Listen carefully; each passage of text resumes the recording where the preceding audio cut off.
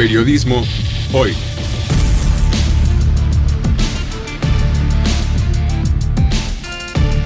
Avatares, riesgos y transformaciones del oficio de informar.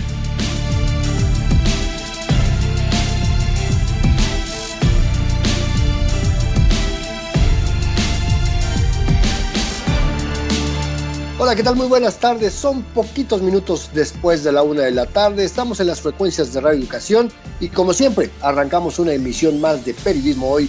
Yo soy Andrés Solís y como siempre acompañado en este espacio por Alexia Cervantes. Mi querida Alexia, ¿cómo te encuentras hoy? Muy bien, Andrés, casi saliendo del dentista, pero bien, ya sabes, esas cuestiones que como que no gustan tanto, pero hay que atenderlas de vez en cuando, así que pues dándolo todo, con toda la energía para arrancar un martes de periodismo hoy, porque hoy tenemos una charla muy interesante, porque híjole, cuando una o un periodista es asesinado, creo que es obvio, por supuesto, nos centramos en el hecho de la agresión, del asesinato, en la exigencia de justicia, en que el crimen en sí no quede impune, pero luego no nos preguntamos qué pasa con las familias de esas personas, de esos periodistas, qué problemas vienen para estas personas, a qué situaciones tienen que enfrentarse ante un suceso de esta magnitud, cómo hacerle frente al tema legal, al costo de supervivencia,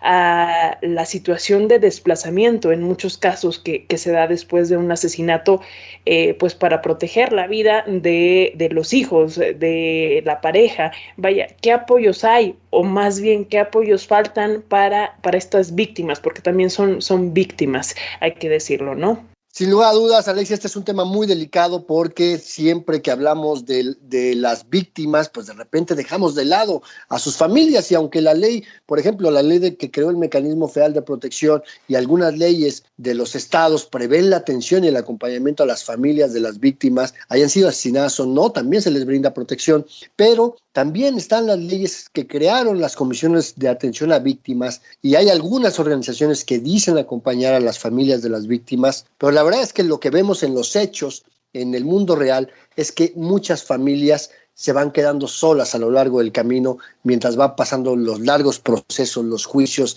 las investigaciones. Las familias dejan de recibir apoyo, no solamente económico, dejan de recibir apoyo jurídico, apoyo psicológico, apoyo para alcanzar la resiliencia, para regresar a sus lugares de origen, y esto pues las pone en una situación de vulnerabilidad muy alta, y justamente de esto vamos a platicar esta tarde, Alexia Cervantes, porque vamos a tener una conversación con Griselda Triana, quien además de que es periodista, ha realizado investigaciones sobre este tema y es además la esposa del colega periodista Javier Valdés, quien fue asesinado en mayo de 2017 allá en Sinaloa, justamente por exponer los modus operandi y los nexos entre grupos del crimen organizado y la clase política, particularmente de su estado de Sinaloa. Pues ahí está, vamos a tener una conversación realmente muy interesante, pero ¿qué les parece si antes de entrar de lleno con todo esto, vamos a escuchar las recomendaciones de Periotips?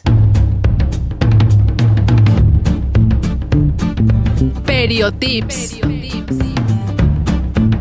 Noticias y recomendaciones de la agenda periodística de hoy.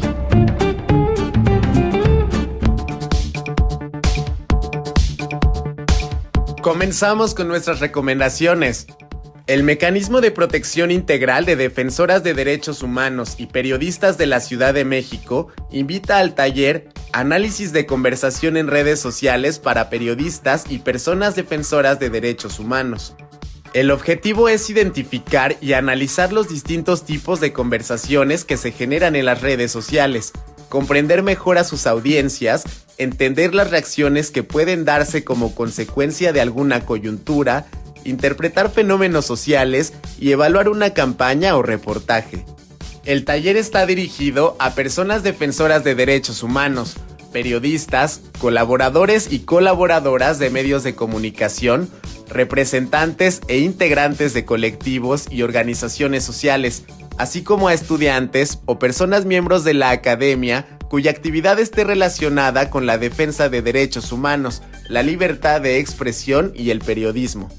Se llevará a cabo el miércoles 15 de junio de 11 a 13 horas en el Centro Cultural de España en México.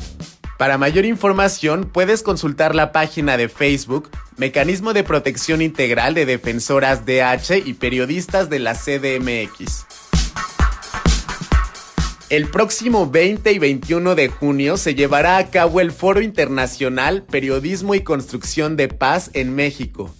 El objetivo del foro es reflexionar sobre las necesidades que afronta el periodismo crítico en México y crear un espacio de encuentro entre profesionales expuestos a riesgos, tomando como punto de partida el programa de acogida temporal Barcelona Protege a Periodistas de México.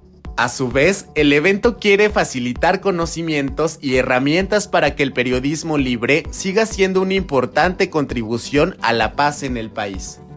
El evento será presencial en el Centro Cultural Bella Época, ubicado en Avenida Tamaulipas 202, Hipódromo Cuauhtémoc, Ciudad de México. Para mayor información e inscripciones puedes acceder al sitio web icip@icip.cat en la sección de actualidad. La Cátedra Miguel Ángel Granados Chapa de la Universidad Autónoma Metropolitana convoca al Diplomado en Periodismo de Investigación y en Periodismo con Perspectiva de Género. Los objetivos son fortalecer el ejercicio profesional, la capacitación y actualización de periodistas y comunicadores a través de herramientas teórico-prácticas, técnicas y habilidades indispensables para el desarrollo del periodismo de investigación, periodismo con perspectiva de género y periodismo especializado. La finalidad es que las y los participantes implementen mejores prácticas en su ejercicio periodístico comunicacional y cotidiano. La modalidad del diplomado será en línea los lunes, miércoles y viernes de 18 a 20:30 horas, del 15 de agosto al 4 de noviembre. Para mayor información e inscripciones, puedes enviar un correo a abarba@cua.uam.mx o catedragranadoschapa@cua.uam.mx. Gracias por su atención a esta NotiAgenda Periotips. Comuníquense, estamos aquí muy pendientes de todos sus mensajes. Recuerden que en Facebook nos encuentran como Periodismo Hoy, en Twitter somos @hoyperiodismo. Como siempre estamos aquí al pendiente de todos sus mensajes, insisto, y pues para que los podamos leer al aire, para que vayamos haciendo cada vez más grande esta comunidad de Periodismo Hoy. También recuerden que pueden encontrar todos nuestros podcasts en el micrositio de nuestra página en Radio Educación, que es www.radio.edu.mx. Por ahí está el apartado específico de Periodismo Hoy y ahí están todos los programas que hemos hecho desde marzo de 2020 a la fecha. Así que pues ya saben, comuníquense con nosotros y de paso, ¿qué les parece si vamos con las primeras pistas de periodismo en persona de hoy?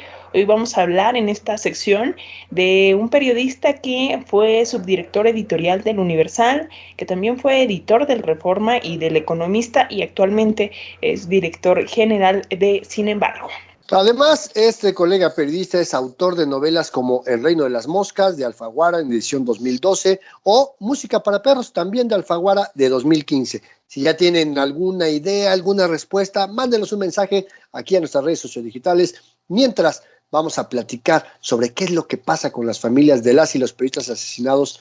Y aquí, en estos micrófonos, estará Griselda Triana, periodista y esposa de Javier Valdés.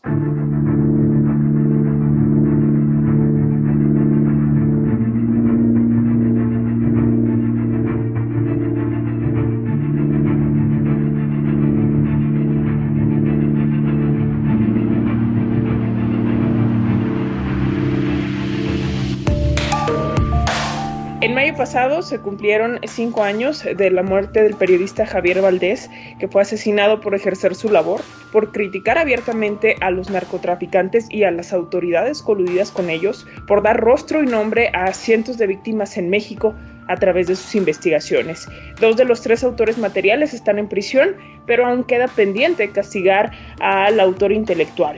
Y en esta búsqueda de justicia, su familia, y en particular su esposa, la periodista y ahora también defensora de derechos humanos y activista Griselda Triana, no ha parado. Y hoy tenemos el gusto de saludarla aquí para hablar justamente de su caso y de otras víctimas. Hola Alexia, es un gusto saludarte y bueno, agradecer la oportunidad que me den de conversar con ustedes. Muchísimas gracias, Griselda, porque también la idea, y si me lo permites decirle a nuestras audiencias, pues es hablar de las familias, de los periodistas asesinados, de las periodistas asesinadas y de los obstáculos a los que se enfrentan después de un suceso como estos, después de un crimen como estos. Así que, de verdad, muchísimas gracias y le cedo ahora el micrófono a Andrés Solís.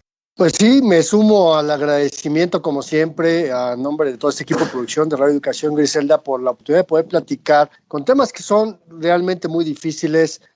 Yo tuve una muy buena relación profesional y de amistad con Javier durante varios años, intercambiamos muchas cosas, aprendí muchas cosas de él y bueno, su pérdida siempre ha sido muy, muy lamentable, no solamente para el gremio, sino en particular para su familia. Yo lo que primero me gustaría preguntarte, Griselda, es ¿cómo ves las respuestas de los gobiernos? Porque a ti te tocó una primera reacción del gobierno de Enrique Peña Nieto después del asesinato de Javier y después una respuesta del gobierno actual. ¿Cómo te sientes con esas respuestas? Hola Andrés, gracias por poder conversar contigo, con Alexia, y sobre este tema que efectivamente es muy difícil, muy complejo para la familia que yo formé con Javier, ¿no? Entonces, y en general creo no nada más para mi familia, sino para todo el gremio periodístico de México. Y efectivamente, Javier fue asesinado en el sexenio de Enrique Peña Nieto, quien en su momento se pronunció, se manifestó por lo que había ocurrido ese 15 de mayo de 2017 en Culiacán, Sinaloa, día en que Javier fue asesinado a escasos metros, a muy pocos metros del semanario Río 12, del cual él fue uno de los fundadores. Y bueno, creo que toda la presión nacional e internacional, las manifestaciones de repudio, de condena por el crimen de Javier, desde luego que creo yo que de alguna manera influyó para que en ese entonces Peña Nieto se pronunciara, ¿no? Y anunciara en su momento la creación de las unidades estatales de mecanismo de protección a personas defensoras de derechos humanos y periodistas. Y bueno, semanas antes había sido asesinada Miroslava en Chihuahua, y que fue también corresponsal de la jornada como Javier durante muchos años, ¿no? Entonces, pues se vino toda la presión encima. Creo que en ese momento fue también, creo yo, un momento de quiebre para el periodismo mexicano, porque creo que se siguen cuestionando todavía que si mataron a Javier, entonces podría ocurrir lo mismo con cualquier otro de sus colegas, ¿no? Entonces creo que sí ha sido un hecho que puso los ojos, la mirada del gobierno federal en el quehacer periodístico de manera obviamente más puntual, por llamarlo de alguna manera. Si las cosas han cambiado de la respuesta en torno a las investigaciones que se realizaron por parte de la FEADLE sobre el asesinato de Javier, pues prácticamente estas se realizaron en el gobierno una parte en el gobierno de Peña Nieto, ¿no? Que fue cuando se detuvo al primero de los asesinos materiales. Fue un año después, en abril de 2018, cuando se detuvo a quien se apoda el Koala y quien aceptó su participación en el asesinato de Javier en un juicio abreviado. Entonces, obviamente la Fiscalía se abocó a buscar las evidencias, las pruebas necesarias y suficientes que pudieran sustentar la participación de este individuo en el crimen de Javier. Entonces, creo que ha habido avances, hubo ciertos avances en el sexenio de Peña Nieto, pero bueno, ya el resto le ha tocado al gobierno de Andrés Manuel López Obrador y no ha sido sencillo, ¿no? Como fue la detención del segundo de los autores materiales, y me refiero a quien apodan el Quillo, quien después de un juicio que duró más de un mes, se le encontró culpable y recibió una sentencia de más de 30 años de prisión. Pero efectivamente queda pendiente el tema de la autoría intelectual, es decir, la extradición a México de Dámaso López Serrano, a quien apodan el Minilic, apodado el Minilic, hijo de Dámaso López, compadre de Joaquín Guzmán Loera, y bueno, ya sabemos, ambos se encuentran en Estados Unidos ya purgando una cadena perpetua por delitos relacionados con la actividad del narcotráfico. Entonces, es un tema pendiente, pero también es importante reconocer que son investigaciones y casos que se van sumando, ¿no? Que históricamente el tema de la impunidad ha estado presente en la mayoría de los delitos que se cometen en este país y principalmente los relacionados con los que tienen que ver con la libertad de expresión. La mayoría de los casos se encuentran en la impunidad, en el caso de asesinatos, y en el caso de desapariciones el 99% también siguen en la impunidad. Entonces, son casos heredados, pero que, bueno, nosotros lo que queremos, yo como compañera, esposa de un periodista asesinado, yo quiero confiar en que en algún momento el sujeto que dio la orden de asesinar a Javier pueda ser extraditado a México y rinda cuentas ante la justicia mexicana. Griselda, si me lo permites, te voy a tutear si no tienes ningún problema. Alexia, adelante. Sabemos que pues tú estudiaste periodismo, ¿no? Y en ese sentido, pues tal vez no haya como mucho asombro en la familia o problemática de que pues se dediquen a esto, de que Javier se haya dedicado a esto, pero había, no sé, miedo desde antes de que sucediera su asesinato por los propios temas que abordaba, por estos temas del narcotráfico y cómo ha sido la vida después de este suceso, porque entiendo yo que hay obstáculos para acceder a la justicia, como nos lo acabas de comentar, pero también luego vienen temas financieros, temas de desplazo, temas psicológicos, en general, pues cambios fuertes en toda tu familia, ¿no? ¿Quisieras contarnos un poco respecto a esto?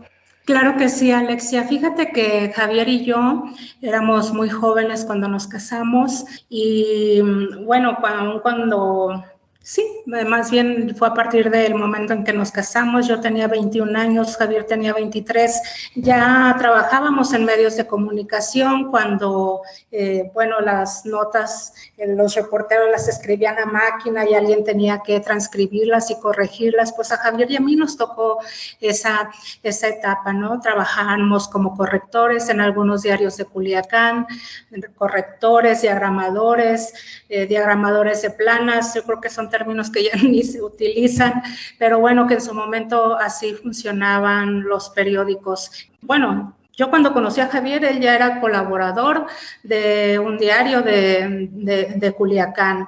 Cuando fue joven fue líder estudiantil, fue activista, entonces, y además Javier siempre fue una persona muy culta, Javier siempre leía, entonces desde muy jovencito empezó a escribir en un diario de Culiacán. Y bueno, eso de alguna manera creo que nos fortaleció y nos unió más como pareja y bueno, tuvimos la oportunidad de trabajar juntos. Yo después trabajé en radio, Javier en televisión y finalmente yo me fui a la Universidad Autónoma de Sinaloa, al área de comunicación, institución en la cual ya tengo prácticamente 29 años. Entonces, para mí fue fácil entender, ¿no?, cuál era la misión de alguna manera que Javier tenía en esta vida, ¿no? Que era escribir, era su vocación, lo hacía por compromiso con él mismo, con la sociedad. Entonces, claro que los últimos años fueron complicados, a partir de que se desata la guerra contra el narcotráfico en el sexenio de Felipe Calderón, y bueno, la cobertura de estos hechos pues no podían pasar desapercibidos para la sociedad y mucho menos para un periodista como Javier. Y efectivamente, sobre todo las últimas semanas de su vida, los vivimos con miedo, ¿no? Lo vivimos con miedo porque ahí estaba, ¿no? Ahí estaba el peligro, era como si se respirara la tensión de lo que pasaba, pero teníamos claro que Javier no iba a dejar de escribir. En muchas ocasiones me han preguntado si yo no le cuestionaba el hecho de escribir sobre los temas que él abordaba, y yo siempre dije que no, para mí era imposible pedirle a Javier que dejara de escribir, ¿no? Yo sí, era tanta mi preocupación que en algún momento le pedí que escribiera sobre otros temas, que escribiera una novela, que escribiera cuentos, que experimentara otros géneros, ¿no? Pero bueno, Javier siempre tuvo muy claro de que no podía permanecer indiferente ante las cosas que afectaban a la sociedad. Por supuesto que el asesinato de Javier, empezar a vivir una serie de situaciones tan difíciles como es el desplazamiento forzado, el tener que sacar a mi hijo, el tener que salir yo, el tener que dejar a mi hija, que posteriormente ella también estuvo 2 años, la tuvieron que extraer de Sinaloa para prevenir cualquier riesgo. Por supuesto que eso en un momento me llevó a pensar qué era lo que pasaba con el resto de las familias de periodistas asesinados o desaparecidos en México. Si el caso de Javier fue diferente, ha sido diferente, y de alguna manera, bueno, reconocí a todas mis redes de apoyo, a todas las organizaciones de la sociedad civil, a compañeros de trabajo, colegas. El sentirme tan acompañada también me hacía sentir mal, porque yo me cuestionaba, ¿y qué pasa con el resto de las familias? Entonces, pues pasa que la mayoría están solas, ¿no? Están prácticamente aisladas e invisibles para el gobierno, para un Estado que si no ha procurado justicia para sus compañeros asesinados o desaparecidos, mucho menos para las víctimas. Estamos platicando con la periodista Griselda Triana sobre el caso de Javier Valdés, pero también sobre la situación que están enfrentando las familias que perdieron a algún integrante por consecuencia de un crimen cometido por el ejercicio profesional del periodismo. Estamos en Periodismo Hoy, no se vaya, regresamos aquí en Radio Educación.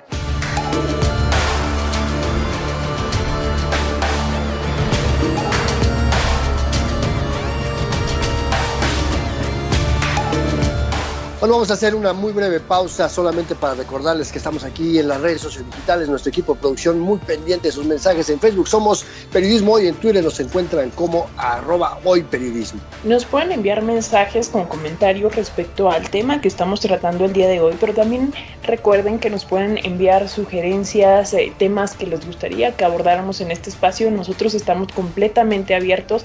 A final de cuentas, para eso es el espacio, así que si tienen por ahí algún tema que les haga cosquillitas o alguna persona a quien les gustaría escuchar en estos micrófonos, pues ya saben, envíennos un mensaje. Y bueno, pues aprovechando la pausa, Andrés, ¿qué te parece si damos más pistas para periodismo en persona? Porque hoy en esta sección, al final del programa, vamos a contar la historia de un periodista que, fíjate que yo no sabía que es de Ciudad Juárez y que, bueno, pues ya desde hace varios años vive en la Ciudad de México. Yo lo creía chilango, pero pues no.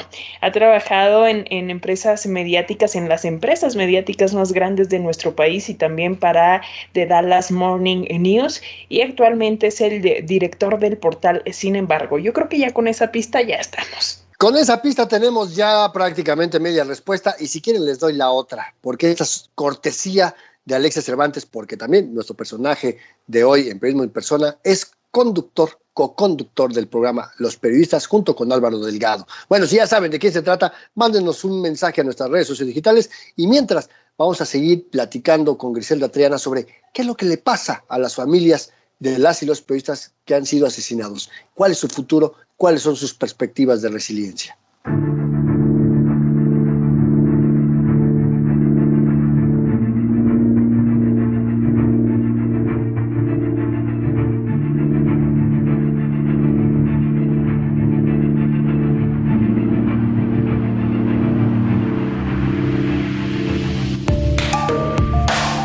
Ya estamos de regreso, seguimos aquí en Periodismo Hoy a través de todas las frecuencias de Radio Educación y seguimos platicando con Griselda Triana sobre la situación que enfrentan las familias de periodistas que han sido víctimas de asesinato o que siguen siendo víctimas de agresiones. Y decías algo muy importante, Griselda, antes de esta brevísima pausa, y que era un poquito el estado de abandono. ¿Qué le queda a las familias después de perder a alguien? Bueno, ¿qué es lo que le queda a las familias, a la mayoría de las familias de los compañeros periodistas asesinados o desaparecidos? De alguna manera, tal vez voy a sonar burda, pero bueno, es tragarse el dolor, la impotencia, la tristeza y la frustración y sobre todo darse cuenta de que el crimen o la desaparición, el crimen de un periodista puede quedar en la impunidad, que es prácticamente lo único que tenemos garantizado las víctimas de este tipo de delitos. Entonces las familias, rápidamente te voy a decir, o sea, la mayoría de las familias se han quedado en el lugar de donde desaparecieron o donde vivían estos periodistas, ¿no?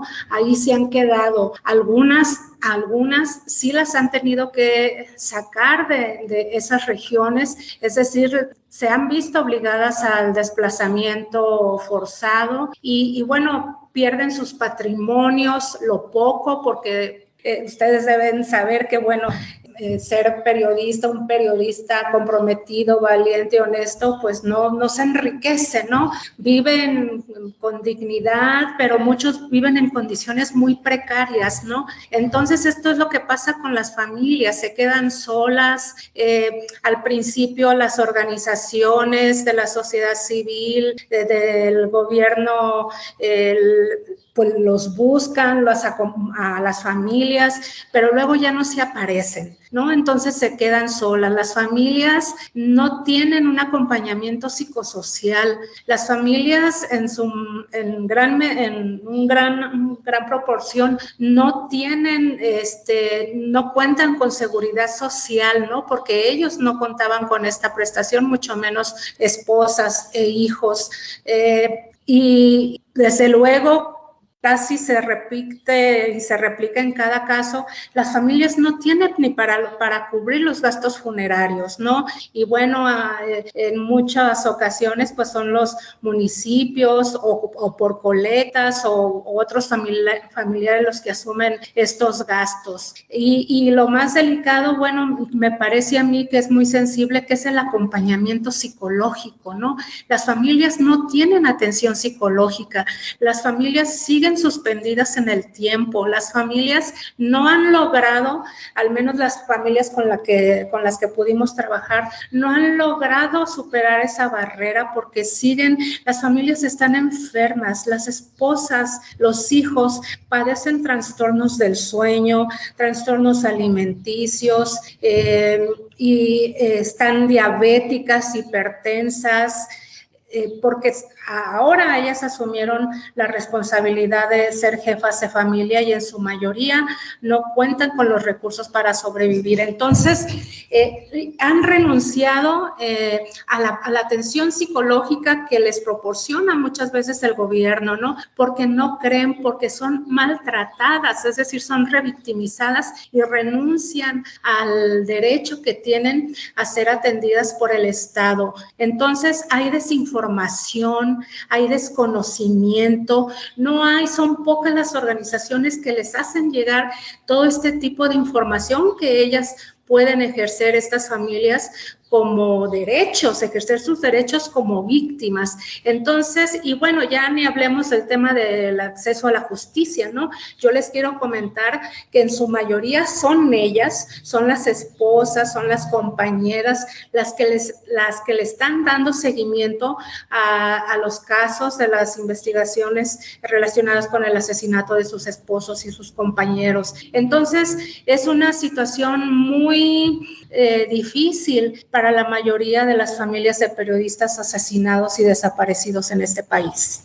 Griselda, si me permites comentarle al auditorio, tú realizaste una investigación justo sobre la situación de las familias de periodistas asesinados y desaparecidos en México, gracias al Fondo de Resiliencia de la Iniciativa Global contra el Crimen Organizado Transnacional. Ahorita, si puedes platicarnos si existe esa investigación, que la podamos consultar en algún sitio en internet o cómo podemos darle mayor seguimiento, pero respecto a todo esto que nos platicabas, ¿qué pasa entonces con las autoridades? Porque pareciera que estamos demasiado centrados en el tema de atender, pues sí, dar justicia, de esclarecer los crímenes contra periodistas, pero también están las familias y también pasan por todo esto que nos acabas de mencionar, ¿no? No sabemos si hay apoyo, en efecto, de organizaciones civiles, en este caso, que pudieras darnos el dato a las que pudieran acercarse a otras familias de periodistas en la misma situación. ¿Cómo hacerle, vaya? Sí, mira, efectivamente, después del asesinato de Javier me visitó una amiga en común y bueno, obviamente me dijo que ella sentía que que cosas muy importantes venían para mí. Y efectivamente a los meses yo fui notificada de haber sido una de las personas que resultó becada por este Fondo de Resiliencia de la Iniciativa Global contra el Crimen Organizado Transnacional. Y era una beca que consistía para mi apoyo, ¿no? Para mi fortalecimiento, para mis terapias. Entonces yo en ese momento yo sentí que debía retribuir ese apoyo que a mí me estaban brindando y les propuse elaborar este diagnóstico porque yo me sentía fatal, yo me sentía realmente mal porque yo sentía que yo estaba contando con mucho apoyo y yo decía, pues tengo que hacer algo, ¿no? Entonces fue así como junto con Reporteros Sin Fronteras pude establecer un contacto con familias de periodistas asesinados y desaparecidos y nos dimos a la tarea de elaborar un instrumento de 150 preguntas, más o menos, cosas que yo le hubiera preguntado o que me gustaría que me hubieran preguntado, qué necesitaba, qué sabía. Y bueno, desde luego abordamos los temas que tienen que ver con la salud, el acceso a la justicia, las redes de apoyo, y fue como logramos elaborar este diagnóstico que yo te quiero decir, es un diagnóstico que es un instrumento que se puede aplicar tanto a familias de periodistas asesinados como de periodistas desaparecidos y por lo tanto también que organizaciones y colectivos de familias buscadoras puedan también en su momento aplicar entre ellas para elaborar un diagnóstico y poder saber cuántas familias cuántas son las víctimas indirectas y en qué situación, en qué condiciones económicas y de seguridad y de salud están las familias víctimas en este país. Y bueno, quiero comentarles que este documento está disponible en la página de la Iniciativa Global contra el Crimen Organizado Transnacional, donde lo pueden consultar. Y bueno, es Global Initiative y ahí lo pueden encontrar, se encuentra en redes sociales y está disponible una versión corta del estudio que realizamos. Y bueno, ¿cuál fue la otra pregunta? Perdón. ¿Algunas organizaciones a las que familiares en la misma situación se puedan acercar? Sí, fíjate que nosotros, a mí me ha acompañado la organización que que está dando seguimiento al caso de Javier y que me acompaña jurídicamente es la organización Propuesta Cívica y desde luego Reporteros Sin Fronteras, ¿no? También el Comité para la Protección de Periodistas, el CPJ, por sus siglas en inglés, y también Artículo 19, que es quien lleva mi caso, porque bueno, también fui víctima de Pegasus, ¿no? De espionaje. Entonces, siendo víctima, ¿no? 10 días después del asesinato de Javier, pues yo ya tenía este malware en mi celular. Y bueno, ser víctima en este país es un camino tortuoso, es una violación a nuestros derechos humanos. La tortura es un delito y bueno, creo que quienes somos víctimas en este país, pues el camino no es fácil, es un camino lleno de obstáculos, pero están todas esas organizaciones a las que pueden acudir. Pero lo más importante creo que de todo este trabajo que hemos hecho, Propuesta Cívica, Reporteros Sin Fronteras y yo, a través de la iniciativa global, creo que es el surgimiento de una red nacional de familias de periodistas asesinados y desaparecidos. En eso estamos trabajando varias familias de este país, nos estamos formando, nos estamos trazando una ruta, porque creo que las familias habíamos tardado mucho, las familias de periodistas asesinados y desaparecidos, habíamos tardado mucho en salir, en manifestarnos, en plantarnos y exigir justicia. Entonces, bueno, ellos lo silenciaron, pero ahora nosotros somos las voces que reclaman justicia para ellos. Entonces, en ese proceso estamos. Este mismo año, ese es el objetivo, que este mismo año podamos constituirnos como una red y bueno, ya tendrán más información sobre esto, dónde nos pueden localizar, cómo vamos a trabajar y bueno, creo que es un acto de justicia, no solo para ellos, sino para quienes nos quedamos en esta lucha. ¿Tienen dentro de sus propuestas, de sus ideas, Griselda, incidir para que se reforme el mecanismo de protección y la Comisión Ejecutiva de Atención a Víctimas para que incluya esta atención y este acompañamiento jurídico, psicológico, social a las familias? Mira, aquí el detalle es que las organizaciones, la Comisión Ejecutiva de Atención a Víctimas, como el mecanismo de protección a personas defensoras, no les alcanza la vida, están rebasadas. Yo te quiero decir, efectivamente, la Comisión Ejecutiva de Atención a Víctimas cuenta con una estructura donde a las víctimas se les debe ofrecer asesoría jurídica, atención psicológica y otro tipo de apoyos, ¿no? Para que puedan ellas en algún momento, las víctimas, poder retomar el control de sus vidas, ¿no? Entonces, pero resulta que no se dan abasto, o sea, pero además no hay confianza en las familias no confiamos en las instituciones.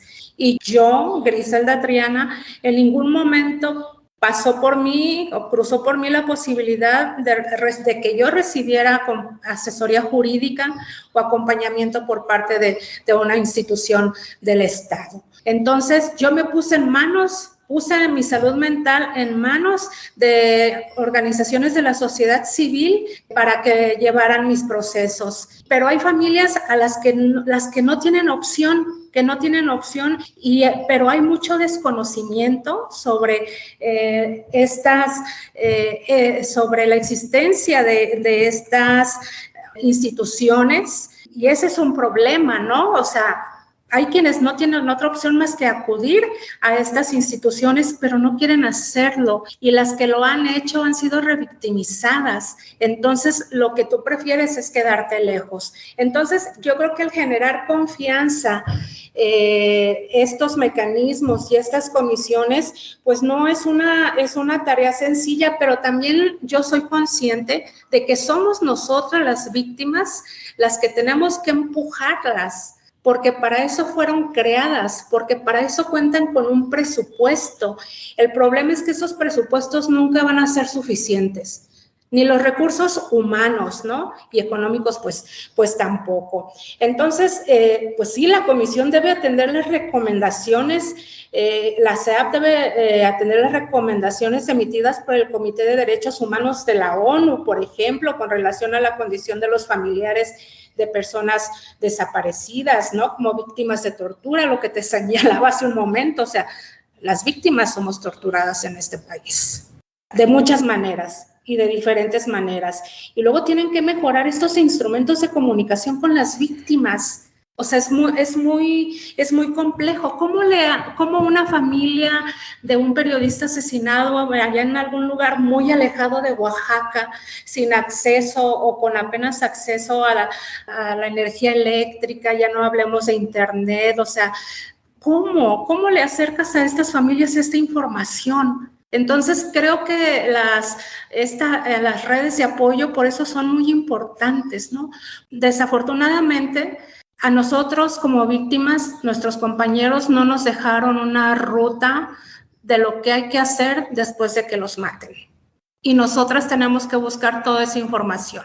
Entonces, ahora nosotras, creo que como red, vamos a estar obligadas a que ellas tengan acceso a esa información. Es un derecho que tienen y tienen que ejercer sus derechos como víctimas. Sin duda alguna queda mucho trabajo por hacer, pero justamente por eso es tan importante esta red que nos mencionas, Griselda, y bueno, pues se nos terminó el tiempo de esta conversación, pero de verdad espero que pronto podamos retomar el tema de lo que pasa con las familias de las y los periodistas asesinados y desaparecidos para visibilizar, porque como lo decíamos al inicio de esta conversación, hablamos constantemente de los crímenes, del asesinato, de la desaparición y de la exigencia de justicia, que es importantísimo, pero también hay que hablar de las otras víctimas, de las víctimas indirectas, de las familias, de las esposas, de las hijas, de los hijos. Así que, de verdad, muchísimas gracias por esta labor, muchísimas gracias por este trabajo que has emprendido, por esta determinación. Griselda Triana, periodista, activista, esposa de Javier Valdés, gracias por estar con nosotros aquí con las audiencias de la radio pública. Muchas gracias a ustedes, Alexia y Andrés. Fue un gusto poder platicar con ustedes.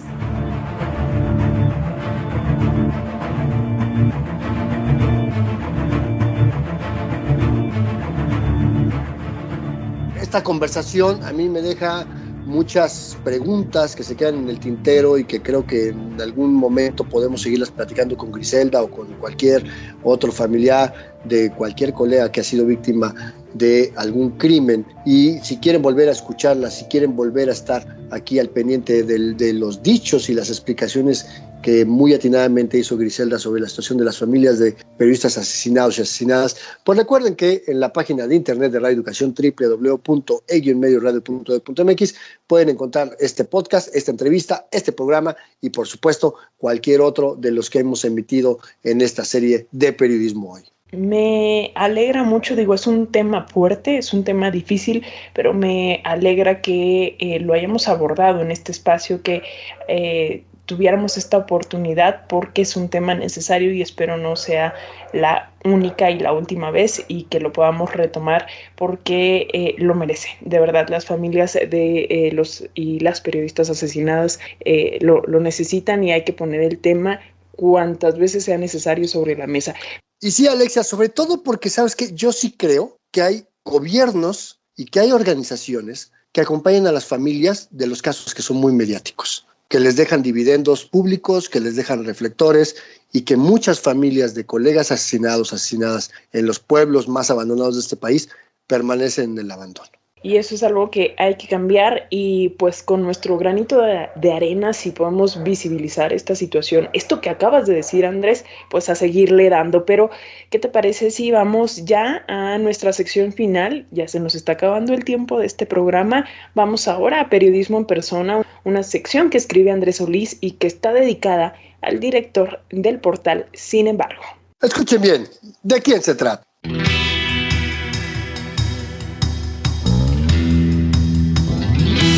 Periodismo en Persona.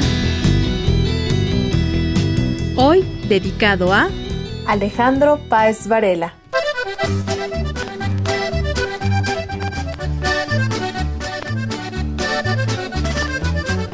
Nació en un año convulso en una ciudad que vivía su crecimiento exponencial y sin saber que se convertiría en una de las fronteras más importantes del país. Y aunque en los últimos años su carrera profesional la ha hecho fuera de su lugar de origen, sin duda su herencia histórica y momentos trascendentales lo han llevado a migrar del periodismo hacia la narrativa. Hoy platicamos de Alejandro Páez Varela.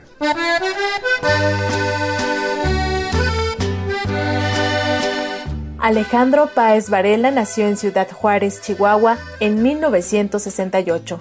Él mismo dice en su perfil biográfico que desde entonces soy fundamentalmente reportero. En sus primeros años como periodista, Páez Varela trabajó cubriendo la fuente policíaca en medios locales, como El Fronterizo, El Mexicano y El Heraldo de Chihuahua. Aún en la frontera, llegó a ser jefe de redacción en El Diario, uno de los periódicos más influyentes e importantes del norte del país, y ocupó la corresponsalía del diario Excelsior en la misma Ciudad Juárez. Esta experiencia lo trajo a la Ciudad de México, donde ha demostrado su capacidad investigativa, pero especialmente sus habilidades gerenciales y de organización de redacciones.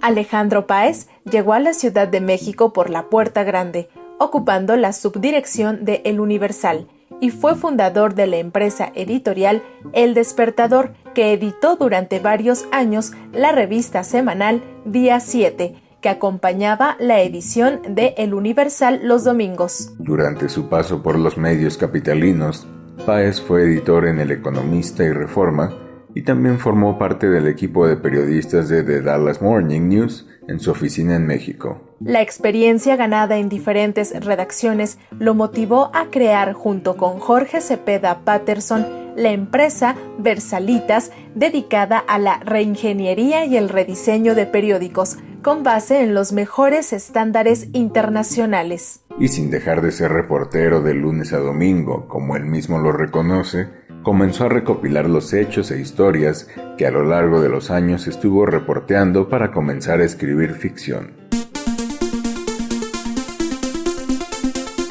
Alejandro Páez se inició como escritor a mediados de la primera década del presente siglo y lo hizo con ganas. Entre 2007 y 2008 publicó Los Suspirantes, Los Intocables y de manera colectiva Los Amos de México. El reportero dice que sus últimos 3 libros hablan de sus orígenes como periodista y de la violencia de su ciudad natal. Así es que están sus novelas La Guerra por Juárez, Corazón de Kalashnikov y No incluye baterías. Y mientras escribe libros, sigue haciendo periodismo y decidió hacerlo por su cuenta a través del sitio Sin Embargo, que ha encontrado su lugar en el entorno digital del país. Y junto con Álvaro Delgado, encabeza el esfuerzo periodístico llamado Los Periodistas, que transmite un noticiario vía YouTube y que tuvo un efímero paso por la televisión comercial. Hoy Alejandro Páez Varela es reconocido como un periodista crítico, pero especialmente profesional, dedicado, con método y pasión, lo que debería de ser el motor fundamental de cualquier periodista. Y aunque tiene su grupo de detractores como cualquier periodista, la realidad es que les guste o no a los colegas, Alejandro Páez es un reportero que vale la pena leer.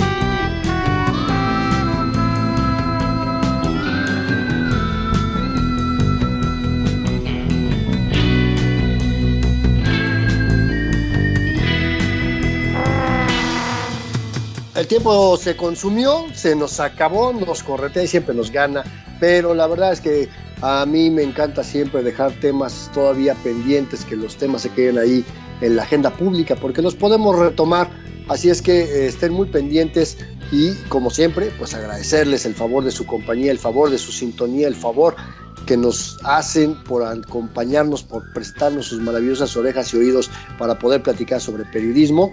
Y recuerden que estamos aquí en todas las frecuencias de Radio Educación. Tenemos una cita la próxima semana. Nos escuchamos la próxima semana. Andrés Solís, como siempre, un gusto. El placer es mío, Alexia Cervantes. Nos escuchamos el próximo martes.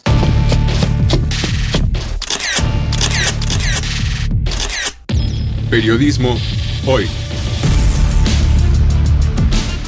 Periodismo es publicar lo que alguien no quiere que se sepa. Todo lo demás son relaciones públicas.